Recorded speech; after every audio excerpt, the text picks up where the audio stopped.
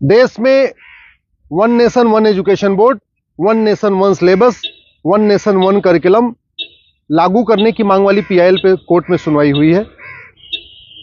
हमने ये मांग किया है कि राइट टू एजुकेशन एक्ट को बदल के राइट टू इक्वल एजुकेशन बनाया जाए और पूरे देश में सिलेबस कॉमन किया जाए।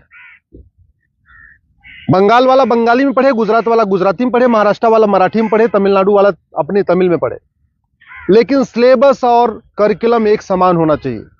फिजिक्स का, केमिस्ट्री का, मैथ का, जूलॉजी का, बॉटनी का, इंग्लिश का, हिंदी का, संस्कृत का, ये सारे सिलेबस कॉमन होने चाहिए पूरे देश में।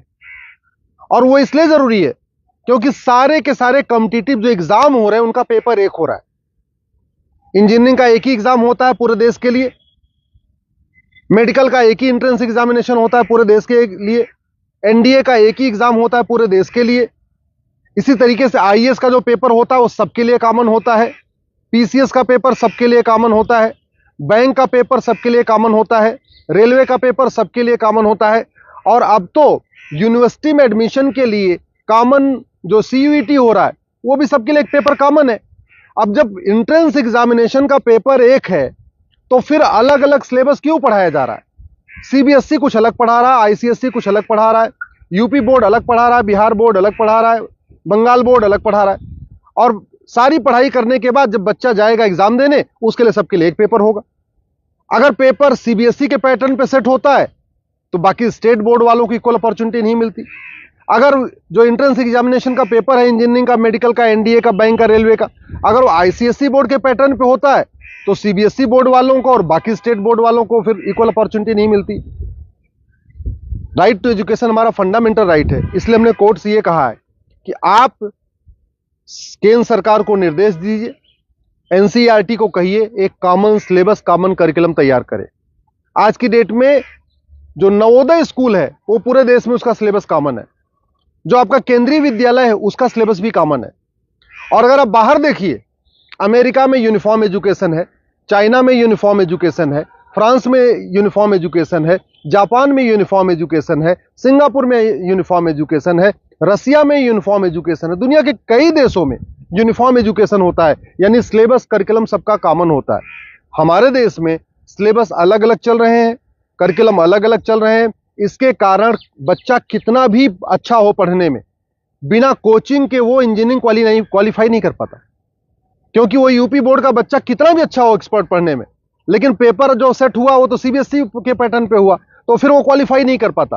अल्टीमेटली उसको कोचिंग करना पड़ता है। और मैंने ये भी कोर्ट को कहा है कि ये कोचिंग माफियाओं के दबाव में ही वन नेशन वन एजुकेशन लागू नहीं हो रहा है।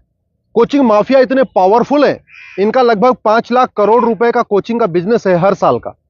अगर वन नेशन वन सिलेबस हो जाएगा, कॉमन सिलेबस, कॉमन करिकुलम हो जाएगा और जो पढ़ाया जाएगा यही पूछा जाएगा, तो लोग कोचिंग नहीं करेंगे। जो मेहनती बच्चे होंगे वो अपनी पढ़ाई करेंगे और उसके बाद एंट्रेंस क्वालिफाई कर लेंगे। लेकिन ये कोचिंग माफियाओं ने ऐसा सिस्टम बना दिया है कि पहली बात तो वन नेशन वन सिलेबस नहीं होने दे रहे, वन नेशन वन एजुकेशन नहीं होने दे रहे, और दूसरा जो 10वीं 12वीं में पढ़ाया जाता है वो एंट्रेंस एग्जाम में पूछा नहीं जाता, जो एग्जाम में पूछा जाता है वो 10वीं 12वीं में पढ़ाया नहीं जाता। इसका मेन ये कारण है कि कोचिंग माफियाओं ने पूरे हमारे एजुकेशन सिस्टम को हाईजैक किया हुआ है। और दूसरी बात ये भी है, जो बुक माफिया हैं, पब्लिशर हैं, ये नहीं चाहते कॉमन सिलेबस कॉमन करिकुलम हो। क्योंकि अगर कॉमन सिलेबस कॉमन करिकुलम हो जाएगा और सिलेबस कांस्टेंट रहेगा, 2 साल 3 साल 4 साल तक वही रहेगा, तो फिर जो पब्लिशर है इनकी किताब कोई नहीं खरीदेगा, लोग एनसीईआरटी किताब खरीद लेंगे। जो एनसीईआरटी छापेगा अगर वही लोग किताब में स्कूल में चलाएंगे तो एनसीईआरटी किताब 100 रुपए की मिलती है, प्राइवेट पब्लिशर उसको 500-1000 रुपए की बेचते हैं। तो बुक माफिया नहीं चाहते कि कॉमन सिलेबस कॉमन करिकुलम हो, एनसीईआरटी किताब हर जगह लागू हो। कोचिंग माफिया नहीं चाहते यूनिफॉर्म सिलेबस हो, यूनिफॉर्म करिकुलम हो, वन नेशन वन सिलेबस हो। और स्कूल माफिया नहीं चाहते कि one nation one education board हो। सीबीएसई बोर्ड वाले चाहते हैं कि उनका सीबीएसई बोर्ड अलग से चलता रहे, जिससे उनकी दुकान चलती रहे। आईसीएसई बोर्ड वाले चाहते हैं कि उनकी दुकान अलग से चलती रहे। तो इसलिए ना सीबीएसई बोर्ड वाले चाहते हैं one nation one syllabus, one nation one education board हो, ना आईसीएसई बोर्ड वाले चाहते हैं। और इसका नतीजा ये हो रहा है कि आम जनता, आम बच्चा पिस रहा है इस पूरे माफिया राज में। इसलिए मैं कोर्ट से निवेदन किया है। कोर्ट ने केंद्र सरकार के शिक्षा मंत्रालय को और कानून मंत्रालय को 4 हफ्ते के अंदर जवाब दाखिल करने के लिए कहा है। एनसीईआरटी, सीबीएसई बोर्ड और आईसीएसई बोर्ड को बोला है 4 हफ्ते के अंदर जवाब दाखिल करिए। दिल्ली सरकार को भी बोला है कि आप भी अपना स्टैंड क्लियर करिए, आप क्या चाहते हैं, आप one nation one syllabus, one nation one curriculum चाहते हैं या नहीं चाहते, आप one nation one education board चाहते नहीं चाहते।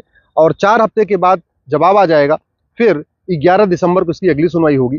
मैं आप लोगों से निवेदन करता हूं, इस वीडियो को जन जन पहुंचाइए, इस वीडियो को घर घर पहुंचाइए।